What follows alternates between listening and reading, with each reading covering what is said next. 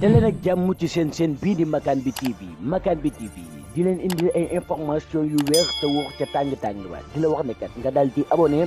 bés cloche de notification bi pour vidéo bi dugal rek ngeen mën cee jot. gannaaw nuyoo beeg ziar bi ñu jaajëfal leen baax mu internet yéen yi suivre seen bii di Makane bi TV bu dee yaa ngi doog a def ñu ngi lay ñaan nga abonné te activé cloche bi waaye bu leen fàtte di aimé vidéo bi mbokk internet da leen ak jàmm seen résumé acte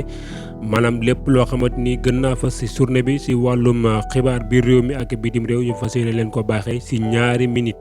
asalaamaaleykum sama gars yi j'espère que vous allez bien dafa am benn sommet bu amoon ca Dar es Salaam président Macky Sall yëkkati fa ay kàddu sommet ba daal ne Afrique warta xiif warta mar ci li mu am yëpp moom président Macky Sall sax convoqué na ab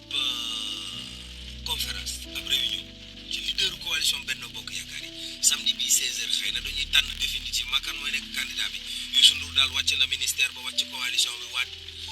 fekkee ma ci boole dar ko Mamadou Ibra Kane sukk fi suufi sëñ Mountakha ñaan ko ne ko dama bëggoon a nekk président Mamour Diallo nee na waa Tiwaawoon dinañ def lépp lu ñu mën ba Tiwaawoon du am benn toq inondation soble bi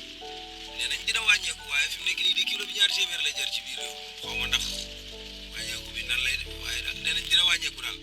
FMI félicité na Sénégal ndax nee nañ bu duloon manifestation yi suñu croissance dina yegg 8,8%. F24 ak Y'en a marre préfet nee na duñ fi manifester. FMI noonu damaa yaakaar ne ñoom dañoo juum kana ndax manifestation yooyu noonu comme fi nga ko daanale Pape Sidi Fall ndax F24 tey waroon nañoo amal tey li nga xamante ni mooy benn manifestation bu mag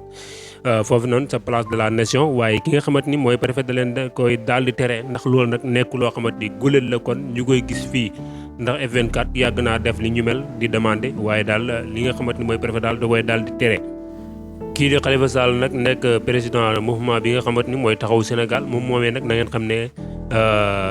lii di LD daal moom daal ne ko investir pour mu nekk li nga xamante ni mooy seen candidat ci élection présidentielle 2024 yi nga xamante ni moom la ñu dëgmal.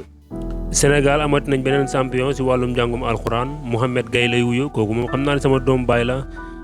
benn champion boo xamante ni daal bu doon si njàngam alxuraan la bu doon amee jongante bi doon amee fi nga xamante ni moo di Arabie Saoudi Mouhamed Gaye mii nag mooy li nga xamante ni mooy champion bi ko jël waaye nag tey nag gis naa ne gisuma benn journal daanaka xëy titre ko lu dul grand panel mu nag mu nekk loo xamante ni nag journal yi daal mel nañ daal ñoom politique rek daal la ñuy gën a favoriser mbokkentoon na tey loolu lañ leen indiloon tey si tënkum xibaar kon ñu ngi leen di jaajëfalaat bu baax a baax si topp ngeen ñu topp bu ngeen déggee biir wi rek na ngeen xam ne fii taw bu méttee